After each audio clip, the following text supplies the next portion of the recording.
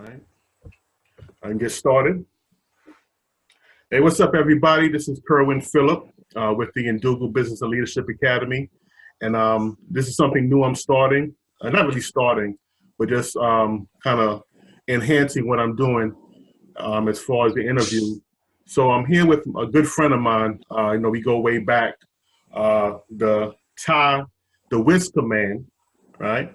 The founder of Wizker, which is it's a brush designed to help males and females with razor bump issues, and we're gonna kind of talk about that and how that all came about. So just want to introduce again Ty, the Wizker Man. How you doing? What's good, Kerwin? I'm good, good, good, man. I'm glad for you to take time to come out and share your story with the people. Yeah, thanks for having me. This is our talk has been a long time coming, so Yeah, glad to finally get it on. yeah, Share some wisdom. yeah, definitely, definitely. Like I said, me and this gentleman, man, we go back to high school. You know, both hanging out in the Crown Heights section of Brooklyn. Uh, starting out, doing graphics and airbrushing and doing different things. Mm. So tell us, I guess, how you got started. I know right now you got the Whisker product, but it didn't start with the Whisker. You had some stuff you're doing before you kind of started with the graphics. Kind of talk about that a little bit. Yeah, so I've always been an artist, and a graphic designer is actually something a later title that happened. Just kind of fell into. I didn't know anything about computers or Macs or any of that stuff. Any of the graphic principles I actually learned when I was in art school in Connecticut, my first year in art school, and we were cutting and using X-Acto knives, rulers and these kinds of things. Straight vector stuff that's done now was done by hand. Right. And so just being an artist, and my actual specialty was illustration and cartooning and painting. Right. And then I kind of fell into the whole graphic thing and started using what I knew from illustration and painting and airbrushing in the fashion industry. And then en route, I learned little by little the Adobe Illustrator and the Photoshop stuff. Right. Okay. Okay. So the graphic, I guess again, we started out, I guess, and kind of talk about us, playing around with the airbrush, and I guess as you went into college, you learned more of the technical aspect of it, using the digital formats and platforms to enhance your designs. And that kind of, I guess, after college, you went on into, you said, the fashion industry. Yeah. Can you talk about that a little bit? Like what have you done? Yeah, it's a great experience and something that I hadn't planned on. But what I had initially planned on was that I was going to use my visual skill in terms of being able to create images and graphics and layouts and characters for whoever would hire me. That's quite frankly how it was. And initially a company that did Looney Tunes and all these other fun, like Dora character licenses, Warner Brothers, hired me to do some all over t-shirt illustrations of like Bugs Bunny, Tasmanian Devil. Okay. And it was there that when I finished the graphic, when I finished painting, I would look over to the person who knew how to do a graphic on Illustrator and Photoshop. And I just went, wow, what is that? So even then, my curiosity for how things worked and how to apply them just took me to that next level. And from that company, I went to another company where I did exclusively on the computer. Okay. And again, just remember, I didn't do any. There was no school involved. There was no tutor. There was no YouTube to learn any of these skills. This was all, what is the word? Autodidact. This was all like self-taught. Right. On the fly, and it was something that I learned. And then yep. Yeah. Keep saying what you're about to say. Yeah, and then slowly but surely, I just got better and better because I started accepting new challenges. Okay. And those challenges improved my skill. Right. And I just went to the next level. And then the companies that were more interesting to me, I was able to apply for.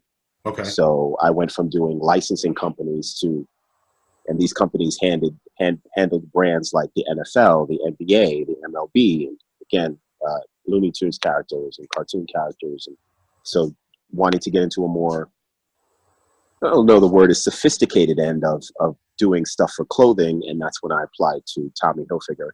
Okay. And this is, that was like my first real job in a serious fashion company. And he would come to the meetings. Mm-hmm.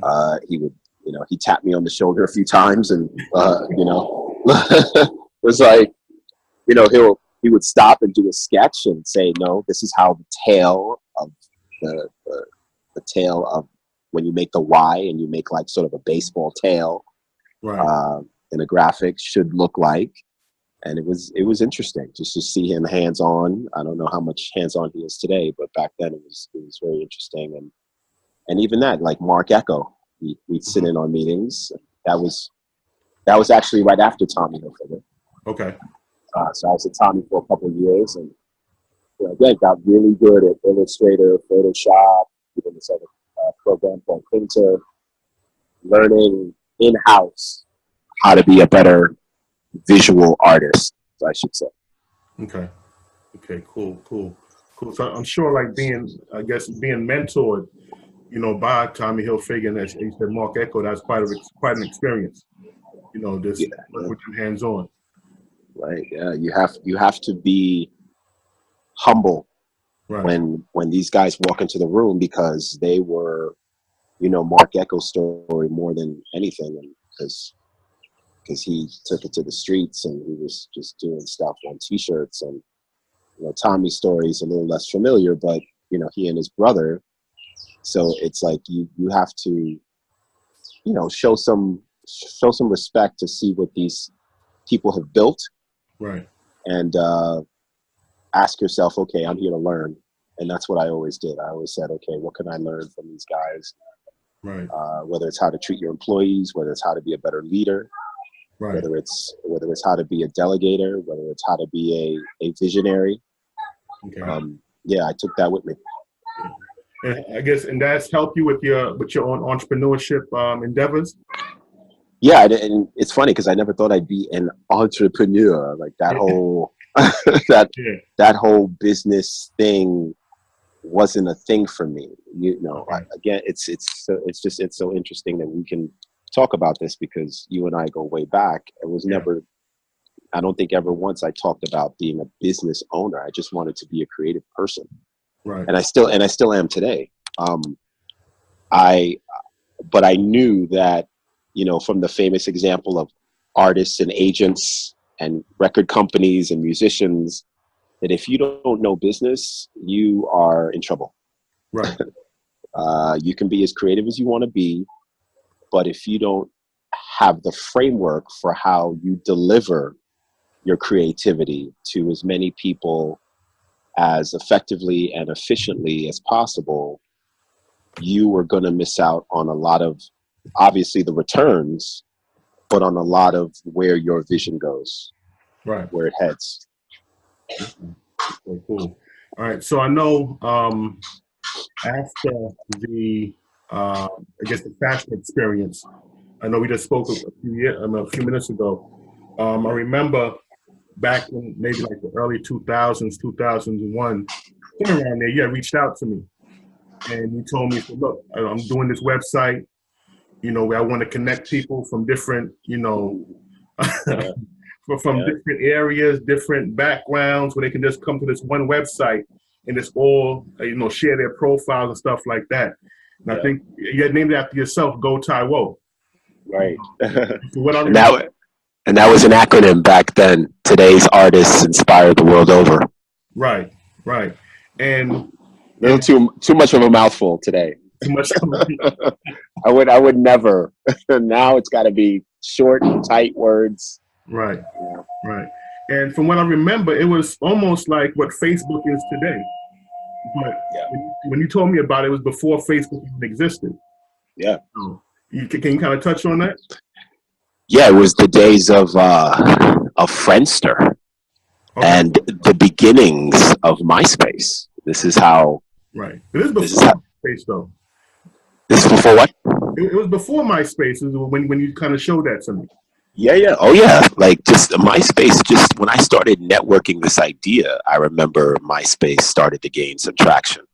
Right. And I was like, oh, wow. Yeah, I guess I'm onto something if there are other people trying to do this. And yeah, it started by me being inspired from Craigslist and noticing. So just to backtrack a little bit, so after Tommy there was Ecko, and after Ecko there was DKNY, and then I started to go on this really introspective journey of wanting to, quite frankly, leave the fashion industry. I was getting burned out. I didn't feel like I felt like I had gotten off track. As I started in my talk with you, I said I just kind of fell into the industry. Yeah. And I got off track. I was like, okay, this is, as Stephen Covey says, you climb the ladder of success only to realize it's leaning against the wrong wall. Wow. So, right. So I was asking myself, is the ladder leaning on the right wall? Okay. And the answer was no. The answer came back no. It was definitely against the wrong wall. If I stayed on that path, I was like, oh, I want to be an art director or whatever. But I just knew that wasn't it. Mm-hmm. So then when you do that to yourself, as I did, a big chasm opens up, because then you're like, well, what do I want to do? And that's the hard part that takes you to a place, because now it's like the worst thing is a blank canvas, or the worst thing is a blank sheet of paper for a writer or an artist, because then you got to put pen to paper. You have to actually create this world now. Right. From a blank piece of paper. So I started out with a blank canvas, and I said, okay, what am I passionate about? I'm passionate about creativity. I'm passionate about the arts. What's going to be my thing? And I started reading these books about, like, focusing more on helping other people and connecting people. And then, like I said, Craigslist and the listings that I saw on Craigslist inspired me to say, let me connect the artists who were looking for graphic designers, the graphic designers who were looking for photographers, the photographers who were looking to photograph dancers, the dancers who were looking to for videographers. It was all about, to me, connecting creative circles. That was our tagline. Right. Connecting creative circles.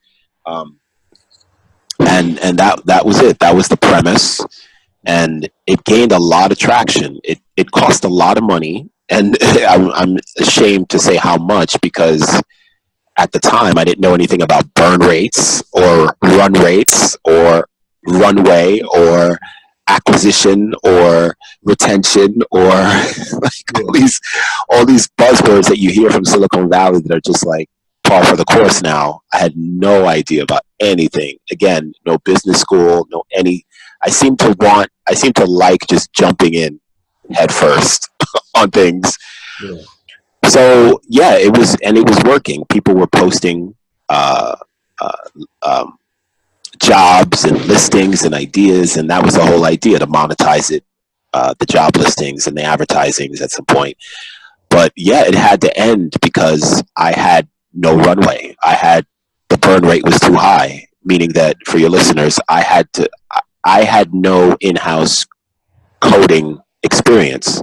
Yeah. So every little change had to be paid for. Right. I had to hire someone else who wasn't invested in the company, who wasn't invested in my growth, who wasn't a partner in any vision to make these changes, and they were expensive. Yeah. So I had to decide whether or not to keep this going or to pivot. That's another word. Right.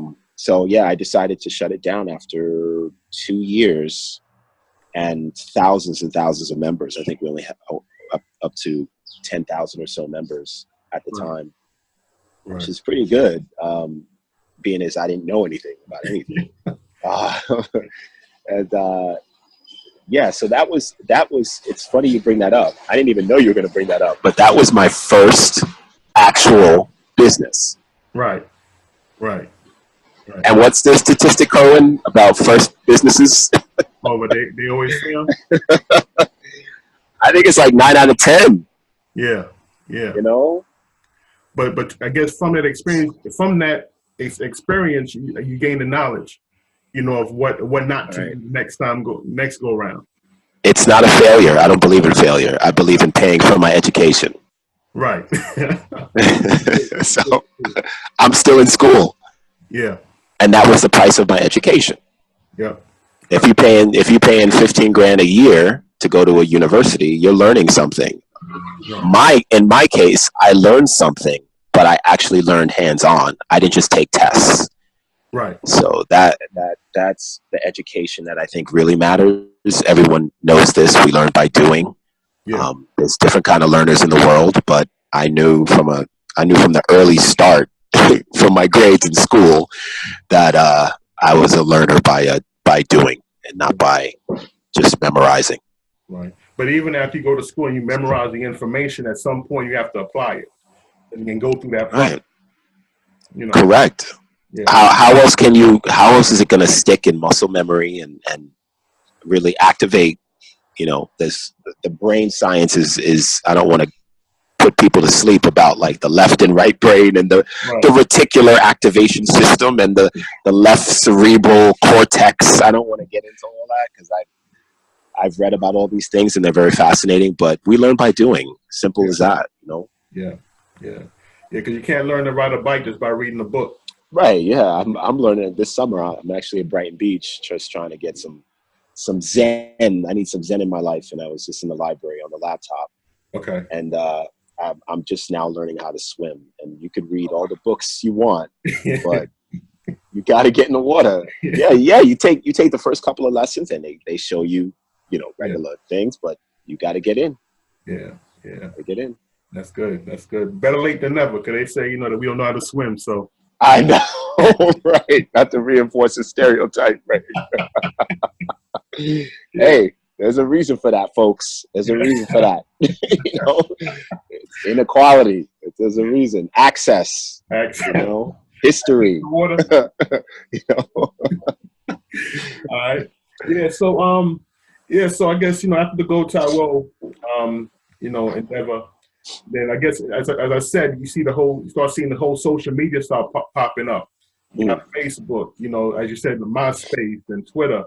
I guess seeing that come about, how did you feel about that when you start seeing the other things popping up? It felt invigorating. It felt that it reminded me of how small I was and the disadvantages that I had. Right. And not to pull out the world's smallest violin and feel sorry for myself, because I did have a lot of things. Like, I saved my money. I was able to try this idea with the resources that I accumulated, and I wasn't starving. But what I did learn was that wow, Ty, you have ideas. Right. And they're actually, it gave me validation. Mm-hmm. That, as I said, to go back to what I said 2 or 3 minutes ago, when the slate was blank and I said, okay, is this ladder leaning against the right wall? Right. Well, am I good at anything else? It gave me a green light. It gave me that self-confidence to say, wow, if I had the muscle, if I had the resources, if I had the business school contacts, I could have got this thing off the ground. Right. So it validated me. So I said, well, if I can do it with this, I could probably do it with other ideas, because I have tons of them. Okay. But I felt invigorated. I said, wow, I felt like I had several abilities: the ability to see trends, mm-hmm. the ability to make trends, to see connections, to be curious enough to follow ideas through. Right. So again, that idea of not believing in failure has many different reasons behind it, because I'm focusing on all the other things I have gained. Okay. In that process. Right. Right. And I know that there's a book out there called Fail Forward. Fail Forward. Fail fast, fail forward. There's different kinds of, yeah. And definitely, I guess, it's also touching the point that you can never sleep on your ideas, and that you don't jump on the idea that when it comes into your head, that somebody else will. Yeah. I know we all have stories where we see something about, like, I thought of that. Yeah. the thing is, you know, that the universe gave you the idea, but somebody else moved on it. You know, that was the only difference, right? Yeah. They actually did something. Right. You know, that brings up an interesting thing I read today about, like, you know, people when they get into entrepreneurship or when they get into anything, it's like, what's your to-do list? But it's like, I don't want to hear about your to-do list. I want to hear about your to-don't list. I want to hear about the things that you're going to stop doing immediately. Because, yeah, I know. I said the same thing. Wow. I said the same thing. I was like, that's a paradigm shift, because everybody comes at this with, here's what I want, and here's all the things I want to do, even if they get to that far, right? Okay, the wanting and then the to-do list. But wait a minute. If you want to be in a better place than where you are now, you have to make different decisions that have nothing to do with the decisions that you're making now. So let's say you're hanging out till 3 a.m. Well, if your new decision and want is to be a fitter, leaner person, well, getting up at 7 a.m. isn't in the cards for you. Right. The do nots list has to include, you know, going to the clubs, drinking till 4 a.m., eating like anything you want. If you say, I want to be an entrepreneur, got you. But what are all the things that are getting in your way that you're doing now? Right.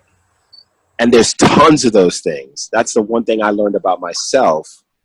You know, I know we're fast forwarding here, but, you know, I like to tell people there's the inner game and there's the outer game.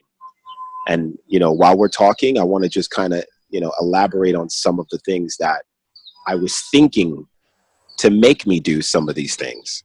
Okay. All right. Cool. All right. So, all right. So let's go ahead and jump into you know, what you got going on now. I know you have a few books out. But let's talk about the product you have out now called the Wizker. Yeah. You know, so, I think I have a sample on me, actually. Okay. So pull out the sample. Let's talk about that. Let's talk about oh my gosh. You know, how did it come about? You know, where did you get the idea from, and you know, and where you are with it now? Yeah, so the Wizker, as you said, it's an exfoliation brush that helps people prevent and eliminate razor bumps and ingrown hairs. Okay. I got a train in the background. So yeah, it was conceived in, the year 2012 was probably my most productive year, because that was when I really turned the heat up and pursued about 5 different ideas. Okay. One of the things I write about in the project I did after Go Taiwo was a book called Collaboration, which is a kind of a call to action for those of us who are going to inherit the creative economy. And in a creative economy, the one thing that matters is your ability to compete using your ideas and your creative faculties. Wow. And one of the principles was being an idea magnet, and how to activate that magnetism and having ideas come to you was in writing down your problems. And that's one of the things I did. I actually practiced what was taught to me and what I tried to share to others from my book. Yeah. And one of those problems was razor bumps and ingrown hairs. Okay. And I had tons of them in this list. And I said, wait a minute. And here's what I learned from my first business. I bit off more than I could chew. And starting a website and not having the background knowledge about coding and all this stuff. So I said, when I pick my next idea, it's got to be something that I can create using 90% of my own resources. So I know graphics. I can draw the prototype. I can draw different iterations of it. So how could you, that was lesson number 1. You better have at least what they call core competency. If you don't have 90% of the core competencies, don't start it. Or get someone else on the team who can compensate for those competencies. Okay. And so you'll be stronger together. He's an amazing salesperson. She's an amazing coder. Get them on your team. I didn't have a team. So being still a team of one, I decided to pick an idea that I had the core competencies for. So I did some sketches and I put them online. I put them on Quirky at the time, this like sort of crowd-funded inventor website. And I just got feedback. I got feedback and people said, oh, this is kind of cool. This is interesting. I'd use it if I could buy something like this. Yeah. And that was another green light. And then another green light was, okay, can I get a prototype? Can I get it affordable and for an affordable price? And I could. Another green light. Okay. Once I got the prototype, I started using my own face as a guinea pig and just creating a kind of user case study. Yeah. Just using the parameters I can come up with. So using it wet, using it dry. So the idea was that like people were using chemicals mainly, predominantly to, you know, reduce or eliminate the appearance of, this is their words, okay, razor bumps and ingrown hairs. But I said, wait a minute, why are you waiting to get the bumps? Why, you know, that's like a toothpaste company saying that you use this after you get cavities. Like when the cavities show up, that's not a good thing. You know, you want prevention rather than cure. Right. So I said, how could you prevent razor bumps? And so I just kind of studied the problem and said, wow, the hair is growing towards the skin. The hair that's been cut and basically creates a nice point or spear on the follicle points back into the skin, or an ingrown hair falls beneath the skin and creates a bump afterward. Now that's solved by exfoliation, but long story short, I said this problem can be prevented rather than just treated. Okay. All right. So once you had the idea, you know, and you got the prototype, you know, you use yourself as a test dummy. Yeah. You know, so. And many prototypes, many different iterations. Right. Right. Talk about fail forward, fail fast. Right. You know, you got to keep, you know, refining, evolving, changing, adapting. Right. Right. I guess that's all part of growth. You know, yes. You know, any business that you have, you know, you start from the most basic level, and then as I guess you go through those bumps, those changes, then you take it to the next level. Right? Yes. You know. Yes. Have you seen the first iPod? It sucked. Most people don't. You could complain about Apple products, but I bring up Apple because they're the darling. They're the icon of design and usability. Yeah. We're old enough to know that they sucked. Right. This big FireWire port on the iPod, the battery life that would, you know, Apple still has problems with battery life to this day. So don't be afraid to suck. For people listening, don't be afraid to, quote unquote, have things not turn out the way you want them to, as long as you're learning. Don't be afraid to put something out there that may not be the best, but is the good enough, what they call the minimum viable product, the MVP. These are all lean startup principles. Yeah, the lean startup is one of the, you know, I gave you my top 10. That's obviously on there. There's another book I think is a great companion to that called The Lean Playbook, The Lean Product Playbook. Okay. Again, it's MVP, minimum viable product. Put that out there, test, iterate. This Canadian rapper, he would say performance, feedback, revision. Performance, feedback, revision. Right. And that's what I kept doing. Right. Right. Again, like as you said, you know, the only way you'll get better is by putting yourself out there. Yeah. And getting critiqued. And then learn how to, you know, kind of refine yourself. Again, then you represent it for another revision and go from there. Yeah. Yeah. Literally doing that right now. Wizker Body plug is coming out in early December, hopefully, if things go well, you know. But that when you see this brush, and I probably should have brought the prototype, but we talked about that yesterday. Yeah. That product is a culmination of everyone's feedback. Yeah. Like this is a democratic, you know, this is everyone voted in. And again, like, it's not a perfect democracy. Right. You know, some people's hands are a little smaller, you know, but the ergonomics and the sizing and the problems of, you know, all these things I try to address. Right. So yeah, listen to the customers. Right. Hey, I heard a great quote from the lean product playbook, which was, customers don't care about your solution, they care about their problem. Mm. So they're always thinking about their frustration, the fact that the check is taking too long, so Uber comes along and creates Uber Eats.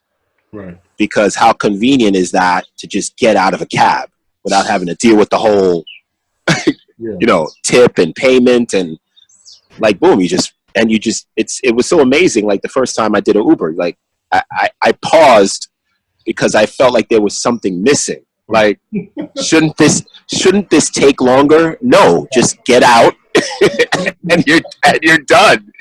Like, wow, that's so crazy. So imagine you go to a restaurant, you don't have to wave anyone down. Yeah. You don't have to wait for them to come and give you a little booklet thingy, whatever you call it. And then then sometimes they leave and then wait again for you to pull out your card. Yeah. And then they take that and then they have to come back. Imagine you eat, you have the pleasantries with your date or your friends, and you just get up and leave. Yeah. Like, wow. They used to call that skipping on the chat. Yeah, there was a name for that. Eat and dash or whatever. Yeah. Dine and dash. Yeah, we call that dine and dash in our day. Yeah. For y'all turned up young ones. Oh man. Yeah. So do you have the Wizker with you right now? I do. So we're gonna do a little unboxing here. So there's a fresh box. Oh man. Let's see. Oh, yeah. All right. So yeah. So boom. Uh-oh. Yeah. So our whole slogan is Wizker Works. That's our whole thing, you know. And it's obviously for wet and dry exfoliation. Okay. So we got like all the user instructions on the back. Okay. So yeah, it's a really, you know, you want to talk about minimum viable product. Man, this is it, you know, just an oval brush that has these really tiny micro bristles on it that are designed to basically tease away the hair. Okay. Boom. See that? Basically designed to tease the hair away from the skin before the hair has a chance to grow back in and then become ingrown or to become a bump. So that's ultimately what it is. And it comes with a lanyard. You can wear it around your wrist while you're in the shower so you don't drop it. But that's basically it. And this was very simple, you know, put your hands in there. This very simple iteration was my MVP. And that, as Londoners say, it was a punt. It was like, well, let's see what happens.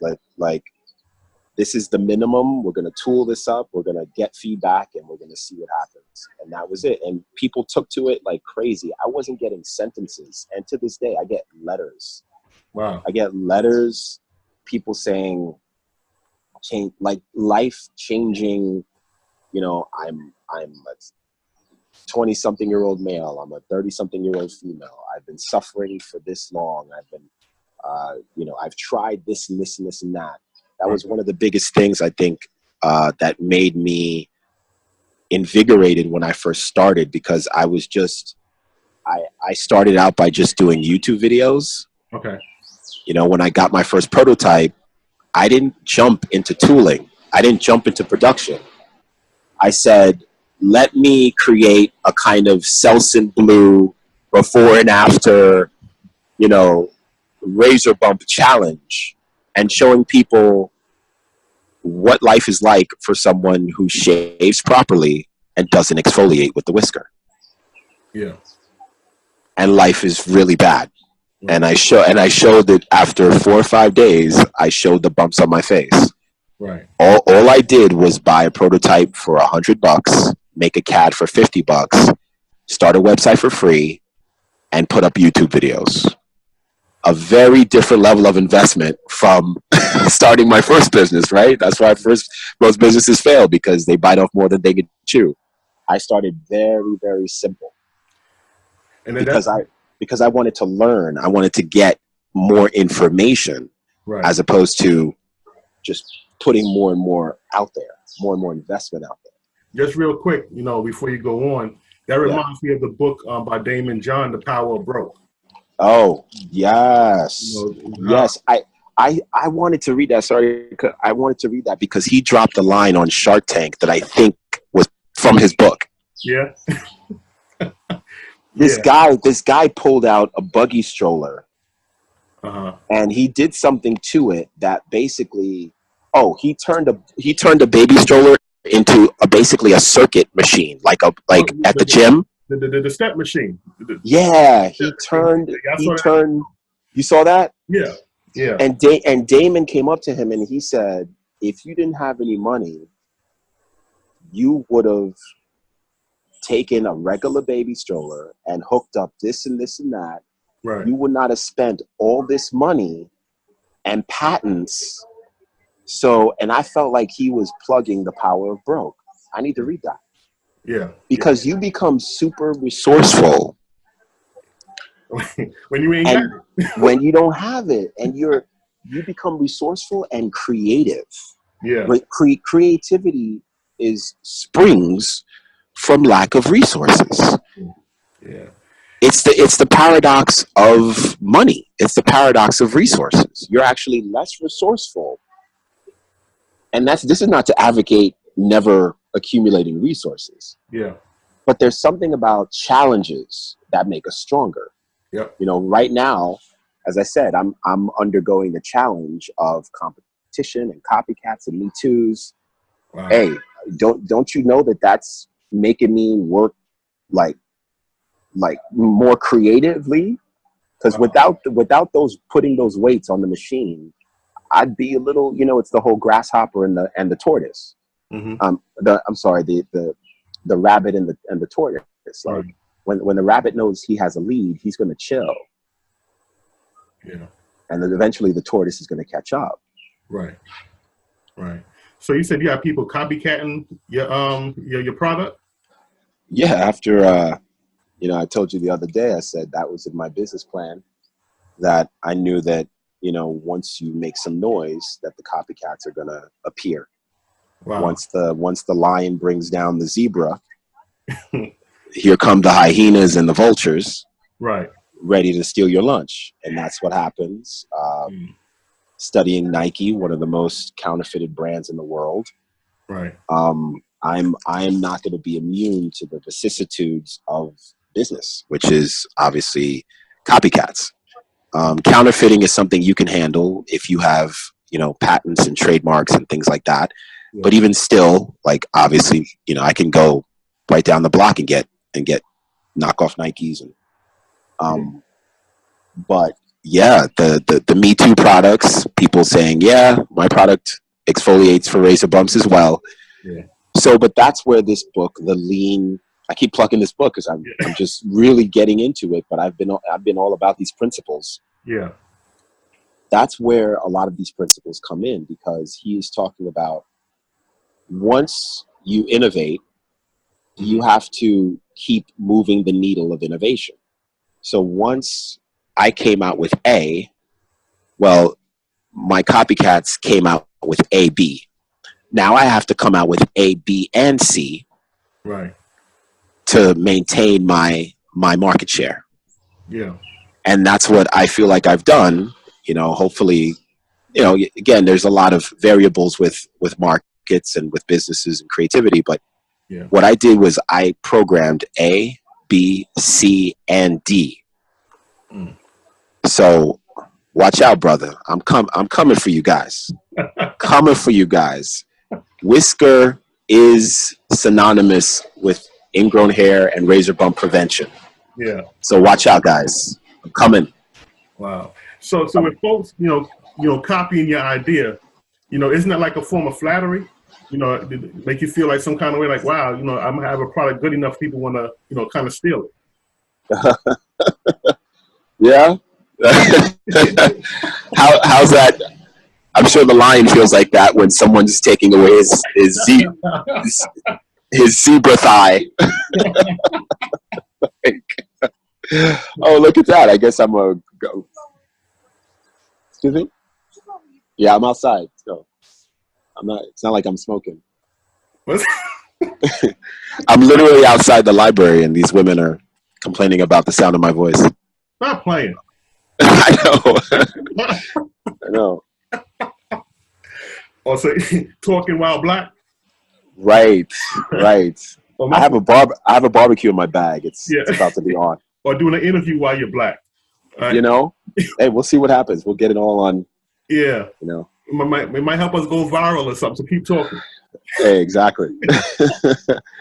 Yeah. So, what was I saying? See, I got me off track. The copycats. Yeah, it's flattering, but it's also, again, that whole idea, like they're trying to take your lunch. Yeah. I built this thing. There's a quote too that's really good. The pioneers get the arrows, and the settlers get the land. Wow. Right. The pioneer. Where would you get that from? I don't know, man. You know how I be dropping these quotes. Yeah. It's just that one was just like, because that's what it is. Like I have blood on my fingers from forging the path, right. And now you just get to come behind me, and just boom, you're good. The trail has already been made. Been laid, and that's what I knew was one of the challenges. Like, okay, wow, if you're gonna create a category, if you're gonna be in the category creation business, mm-hmm. you better have your chess game, because you better have 3 moves planned ahead. Right. Because when the inevitable happens, here's what I'm gonna do. Right. But that analogy that you said with the pioneers and the settlers, that's in like almost any type of any arena. If you look at sports, you look at music, look at different genres, different arenas. Those people, like, let's say people who play basketball in the 60s and 70s, they're not getting the checks that people are getting today. Right. And they went through all the different, wow. The whole civil rights era and the whole challenge. And you also, correct. I do a lot of hip hop workshops, and you think about those pioneers early on. When hip hop was being criticized and ridiculed, they weren't getting the arenas and the doors that are being opened now. But now the younger guys are making, quote, some are making a lot of money, others are kind of faking it. But you have a lot of people now that have an open avenue to make a good amount of money based off the backs of people that came before. Correct. So that's, that's, I guess, I don't want to say if it's part of life or what it is, but as you said, the pioneers take the arrows, have, and the settlers, what you say, lay the land. It's the settlers get the land. Yeah. What do we say about that? Is this just a part of the game? Is this just part of one of the vicissitudes of life? Right. All right. So let's take it a little bit further. Now, do the settlers, I guess, are obligated to give back to the pioneers?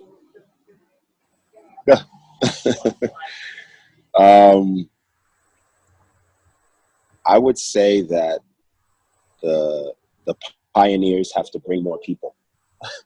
The pioneers have to become both. The pioneers have to become pioneers and settlers. Now that's challenging. I don't know. Do we want to stick to the hip hop analogy of people? We can. Does KRS-One have a protege? Does he have a team of people who he has cultivated knowing that this thing would be this mega thing. Right. Does he have an empire? Does he have a big brand? Does he have a global brand that is poised to, become bigger than he is? Okay. If he wasn't there. Right. Right. So yeah, the problem with a pioneer is that, pioneers are usually short-sighted. True. True. True. And that's one of the things that, as a pioneer, I'm trying to recognize. Like, you can't Right. be short-sighted. And nowadays, things are happening so much faster. I didn't think I would be copycatted and counterfeited so quickly. Wow. Because the faster I was copycatted, well, the faster I had to innovate. Right. And I wasn't prepared to move that fast, but because things are happening at an alarming rate now. Yeah. China has everything they need, and now they have a pipeline to Amazon. Yeah. They're basically getting paid in US dollars. I mean, it's amazing what's happening. Wow. So yeah. China, boy, I mean, got people in China copycatting you? Yeah. I'm not competing with Americans. Wow. So that's the whole David and Goliath story right there, because you right here sitting on a park bench fighting against China. You know what I'm saying? Yeah. That's kind of major. Yep. That's big. Yep. Wow. If you can't beat them, use them.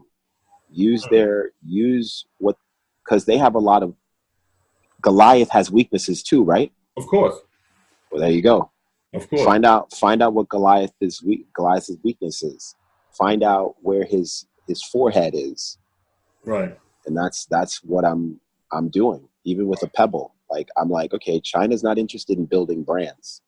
Right. They're not interested in telling a story. Yeah.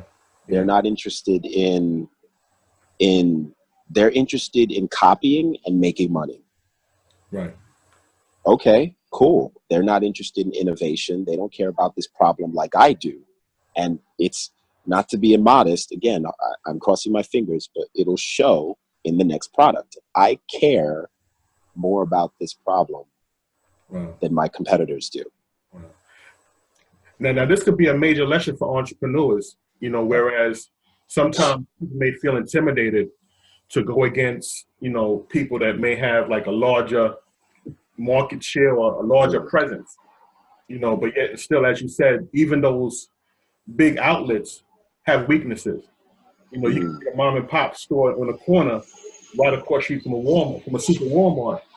But that doesn't mean that your business is over. You just got to find a way to navigate through the system and to connect with your customer. Because, you've seen several documentaries where people say, well, when I go to Walmart, there's nobody to help me there. I got to check stuff out myself. And whereas at the mom and pop shop, you may get that personal interaction with that individual who really can say, well, how your kids doing? How's the family? How's your mom? So on and so forth, that you can't get from Walmart. And that interaction will draw that customer to that mom and pop. Correct. So Correct. just because, again, as you may be going against a big, it don't mean the world is over. You just got to kind of think and, re-strategize your approach. Correct. Yeah. Yeah, that's actually a great example. And what you're doing when you make that realization is that you're looking at the customer. Right. You're looking at their experience. Notice how you're not focusing on the enemy, so to speak, the company, because the company's only there because the company has managed to solve a pain point for the customer. Yeah. And that's it. And I'm looking at, the hyenas, and I'm like, okay, I'm going to come back and solve the pain point better. Yeah. That's all you can do. Now, yes, there's marketing, there's advertising, there's social media, and we can talk about that at some other talk, and that's a whole nother topic, and that's a whole other game. That's amazing. Yeah. But ultimately, it comes down to the customer and the choices that the customer is making on a day basis. Yeah. And how can I prove this? Look at your behavior. look at your behavior as a customer. Right. Look at all the times you choose something because it's cheaper, faster, better, sexier, right, less friction, less obstacles to get what you want. Yeah. That the customer is driving all of this. So as soon as you become more customer centric, Right. I think it'll take care of itself. Like, it's funny that you mentioned the big guys. That's actually what Home Depot did. I read the book by the Home Depot guys. Wow. Yeah, very, very, very interesting. A lot of anecdotes. Yeah. And one of the things they prided themselves at was, being that sort of mom and pop. You know, you go into a hardware store and most people have tons of questions. Yeah. And as opposed to, who's the other big guy? Lowe's. Yeah, right. Lowe's didn't do that, but No. Home Depot did that. Wow. And that's why Home Depot was on top, because they took that mom and pop approach to the hardware store business model. Yeah. Yeah. So now you mentioned all these books, you know, the Home Depot, the Nike. Is there a book that you haven't read? Guilty as charged. Yeah. Yo, I am a voracious reader, Yeah. my friends, exemplified by my use of the word voracious. Right. First of all, Is that an SAT word? I know. Yeah, man. Okay, so first of all, I cheat. I only listen to audiobooks. Okay. So there's tons of books that I haven't read because maybe there's some really good ones on audio. Yeah. But yeah, I just do audio because while I'm walking. Yeah. Why read when someone can read to you? True. Yeah. So yeah. Information.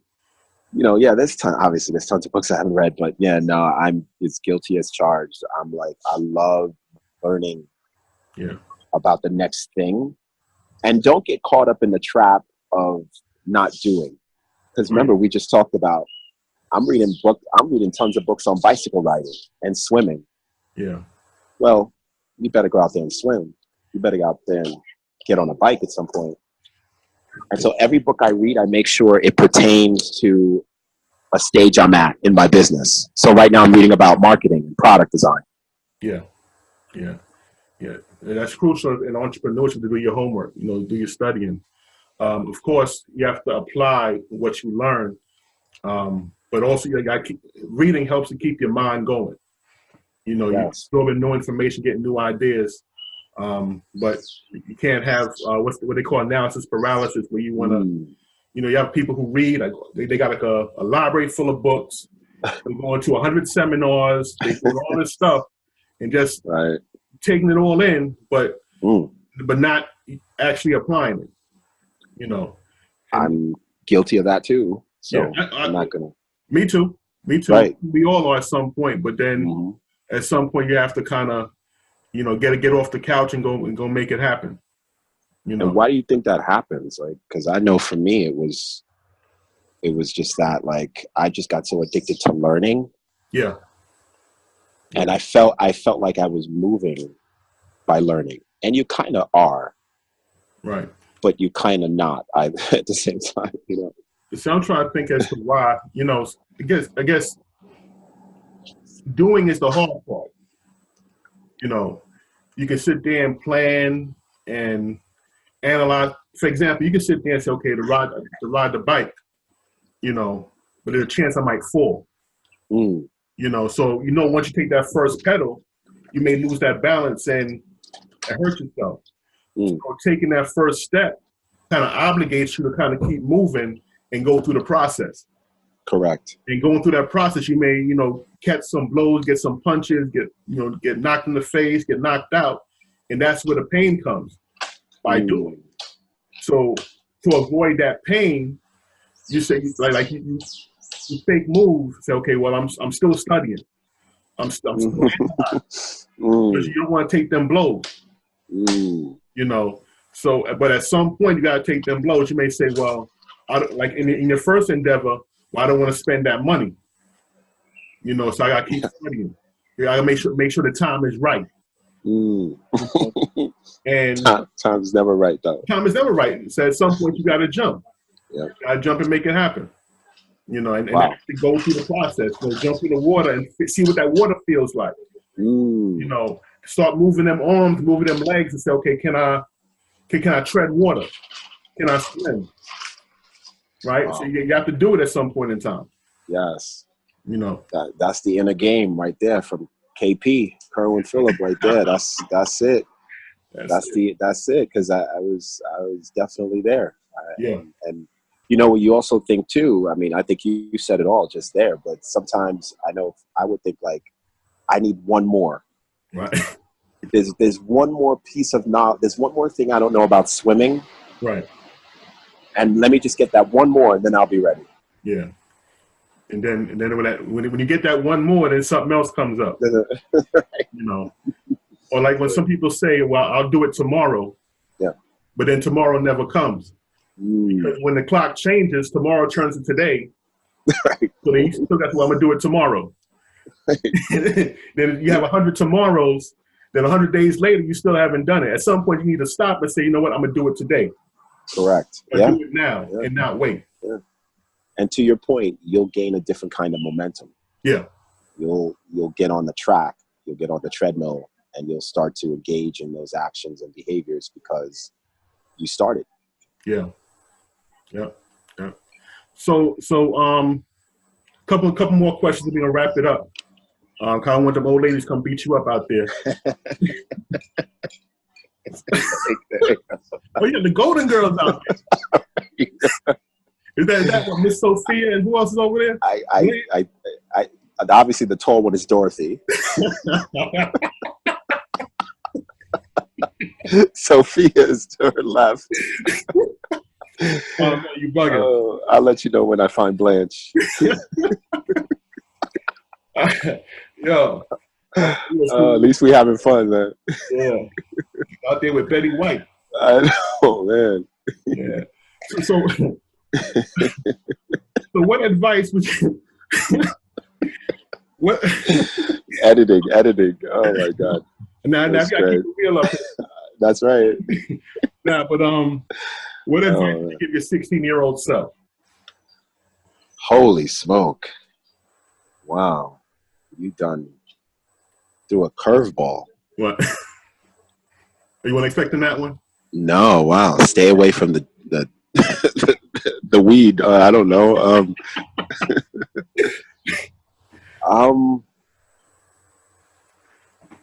Wow. Like, so if I just went in a time machine, yeah, and I just was like, yo, and I'm imagining this in my head right now, and I just right now you're in a time machine. You're on Kingston Avenue. You know, in the room. Say, look, Lil Tawo, bam.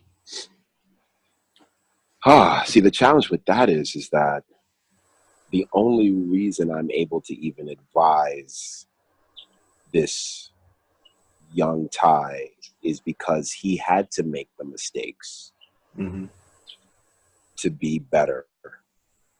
He had to go through the slings and the arrows to learn. It's the only way to learn. Right. So I'm just thinking, how would I approach him? Would I approach him like the typical parent in not wanting to, I mean, you have kids. Yeah. And not wanting, I feel like that's always a fallacy, but like, how can you not make this fallacy as a parent to try to, my mom would always say, I don't want you to make the mistakes I did, but well, Mom, I'll make my own mistakes. The point is that like, I'm going to make mistakes. I may not make the mistakes you made, right? But mistakes are part of growth. How else to grow? I ask you that. There's no way to grow without making errors, making mistakes, making course corrections, going down dead ends, getting false starts. So I would tell him, stay the course, don't give up,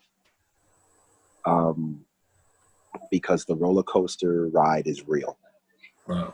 You know, I would tell him there's going to be times when you're going to throw your hands up in the air and scream for joy and elation, but there's going to be times where you got to hold on to those handlebars, you know, while you know, or else you'll get thrown off. Yeah, you know, the bull, you know. So I would say hold on, because when you are able to, you appreciate the entire ride because of the highs and the lows. Yeah. You can't appreciate the highs without the lows. And you can't put the lows into perspective without the highs. Okay. You know, the things that you get mean nothing if they aren't taken away from you. Wow. Wow. Cool.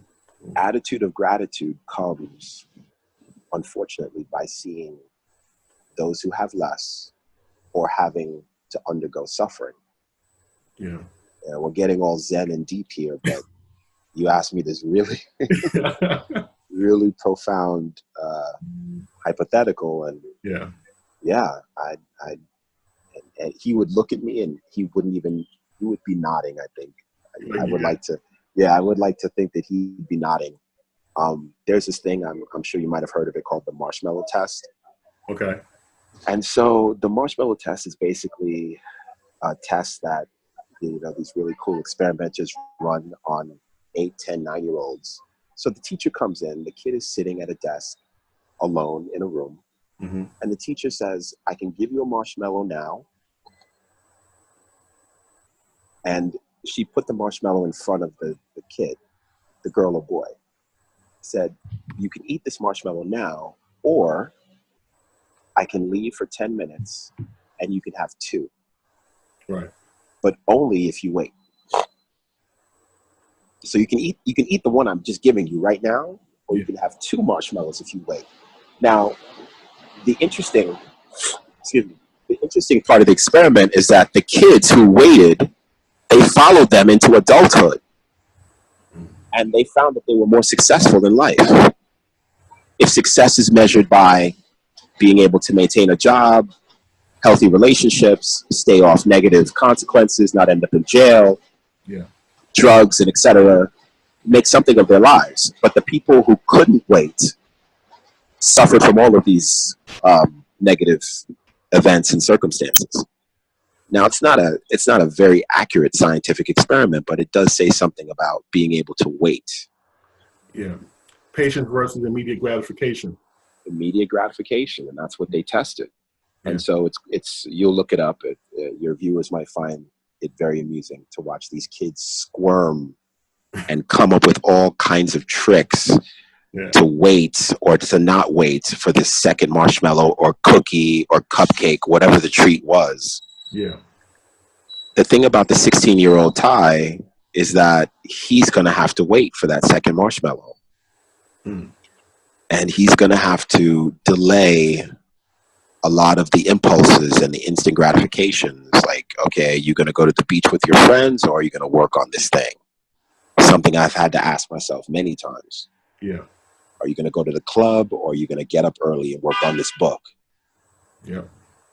Because the second marshmallow is what I want. I don't want the first marshmallow. I don't want the club instant gratification. I want the second thing, which is more. I get 2 marshmallows. I get infinite marshmallows now. Yeah. You know? So. Yeah. Cool. Wow. I hope that answers it. Oh yeah. Yeah, definitely. Definitely. Yeah. All right. So what's next? You know, what you got coming up? You know, I know you spoke about the next product. Yeah. Let's talk about that. China, you need to watch out. Coming to y'all. Y'all need to watch out. You're like, Hulk Hogan, I'm coming for you. You know, December, it's on. It's on? It's on. I'm working on the marketing plan now. Okay. Working on strategizing with estheticians, because this product is a little different than different as in we're focusing on women. Okay. because women have taken to this product. You know, Uggs was a men's brand when it first started, and then it created that ugly moon boot, and women loved it. And so, yeah, they became a women's brand. And now they're trying to pivot back to men, but it's not really working. Yeah. You know, see the power of the customer. The customer tells you what your business is. You don't tell yourself, you don't tell your customer what your business is. The customer tells you what your business is. Yeah. Wow. So that's what I'm constantly trying to do. Like, what is the customer telling me my business should be? Now, you know, the customer has told Apple that it wants more sleek, you know, interesting, jealousy-inducing, you know, envy-producing products. Yeah. So that's what Apple's doing. You know, the customer has told Nike that it wants a brand that stands for something. Okay. So it says, hey, Colin Kaepernick, you know, come make this ad. Hey, Serena, come make this ad with us. Customers telling brands that they want them to stand for something in a world that's very polarized and politicized. Yeah. I no longer want to consume. I want to make a statement, take a stand. Yeah. So that's one of the things that we're doing in terms of marketing. We're going to create a revolution for women and Whisker warriors and Whisker women, and that's going to be part of the branding. It's not just Whisker, it's Wizker. It's her product, her brand, her body. It's the Whisker body. Don't tell too much. I know. I know. Hey, you heard it first. Trademark. You know, it's I know it's there's a lot of things, you know, to tell or not to tell, but it's all gonna be revolutionary. And I do have another product aside from Whisker, and that's something that you and I can talk about. But yeah, that's definitely top secret. Okay. That's for 2019. Okay. And then, yeah, I am an author, so I am going to be working on a screenplay for an animated film. Okay. That is based on another one of my books called Cupid's Academy, where you know, it's all about Greek mythology, and you know, Cupid gets really old and he can't matchmake people anymore. Yeah.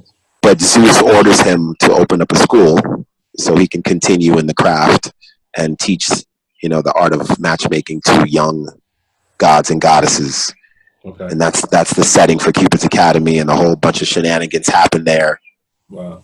But I'm gonna write an animated film a la, you know, Shrek, Kung Fu Panda, Toy Story, okay, sort of thing. So that's something I'm going to be working on mid 2019, right, and they're going to shop that around. Okay. So yeah, that's what's up. Make sure I get one of the voiceovers, man, when it come out. Oh, I'm going to pick a part for you, brother. No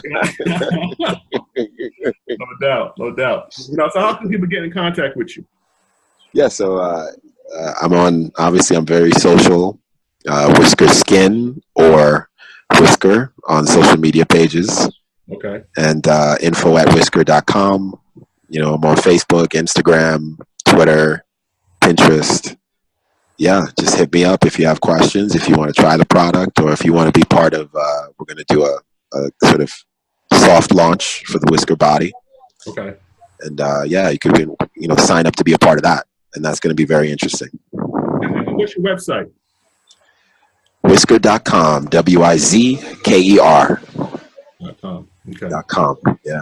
And where can they buy the products? Is it on Amazon and on our website, eBay? We got an eBay listing, and of course Amazon worldwide. We ship worldwide from our website. You know, we're on Amazon, okay. U.S., Canada, UK, and in 4 other EU countries. And yeah, we're worldwide. Okay. We'll probably be expanding for the next year, but yeah. Beyond worldwide? Y'all going? Well, yeah. What? So I'm going. We're worldwide, but we're expanding. So what? Yo, you know the Martians. They got ingrown hairs. The Martians. You know, men are from Mars, women are from Venus, right? Got to get them Venusians. Yeah, that's what's up, man. Yo, but again, yo, thanks for taking time. Yes, sir. To sit down here. It's over an hour, man. Seems Oh, yeah? 5 minutes. Wow. You know. That's how we do. Yeah. But again, thanks a lot, man, for taking the time out. You know, definitely support this man. You know, he's been working hard for a long time to put these products out. Then you got the folks overseas trying to bootleg them. So it's to be on this side of things, on the business side. I mean, when somebody's stealing your ideas, remember back in the 90s, there was always the bootleg tapes. Yeah. Now it's bootleg purses, this, that, and the third. But when you're the person people are bootlegging, it's like, wow, it's a whole different feeling. Right. It's a risk. It's reality check. It's a gut check. Yeah. You know. Yeah. Feel like and it makes you want to be more vigilant and also, aside from all the personal and business perspective, it makes you go, oh wow, this is what it feels like to be a wolf in the jungle. You know, a dog, not to demean anyone with this analogy, but a dog has its life taken care of. It's domesticated. It goes to a job. It has an owner. Right. It gets fed on time. It knows where its meal is coming from. Right. You know, when you're on this side, you got to hunt. You're a wolf. You got to form wolf packs. Right. You got to form coalitions. So it's a different skill being a lone wolf than being a domesticated, animal. Right. It's a different set of skills you have to own. So yeah, those are the sides. I would that's the analogy of how the two sides work out in my head. It's like, wow. Right. And just to wrap up, just want to make this one point. In business, it's very important for you to do your homework. Now, you planned for this day to come when you'll be taking on the giants and you'll be taking on the people that may be trying to steal your ideas. Now, the fact that you plan for it, now you're prepared, right? As the saying goes, people don't plan to fail, they fail to plan. They fail to plan. Right. Yep. So now you're in I guess a more comfortable position, whereas you know what? I can kind of stay back and kind of analyze what's going on. Now, what would have happened if you didn't plan it, if you didn't protect yourself, if you didn't, get all your patents and your trademarks and everything in line, you wouldn't have been able to fight this giant. So it's important for people that when they get into business, know your craft, know your business. The first rule of business is to mind your own. Make sure that the house is in order. Make sure that your business plan is tight, or the legalities, everything is in order, because you never know how it's going to grow. Right. So definitely protect yourself. Protect your neck. I got the pop reference in there. But And it's a great razor bump reference too. Yeah. Check me out, y'all. Hey, you may want to reach out to somebody in the woo. Say, look, man, we can partner on this marketing. Oh, that would be an amazing way to cross brand. Like the razor. Yeah, the razor. Oh my gosh. Oh, let's take this offline. Yeah, right. Y'all can't steal it. You heard it first. Yeah, you heard it first right here. The razor, your neck. Partners with right, the Wizker, all the Z's are in there, like zig. Let's make this happen. Yo, my gosh, if anybody know the connection, make that connection. You can get a cut. Hey, make it happen. Yeah, definitely. That'd be a great trap. Protect your neck, yo. Boom. Done. No razor bumps. Yeah, y'all see it. Oh man, protect your neck. The Wu-Tang, the Kung Fu China. It's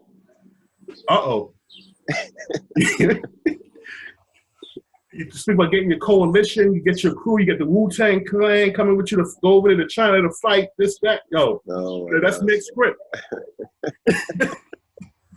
That's next script. Yeah. But Love look, man, yo, thanks a lot. Take care. This has been great. Yeah, get out of there before you get mashed down with some cane and a walker. All right. All right. Y'all say goodbye to the Golden Girls for me. All right, man. Peace. All right, Kerwin.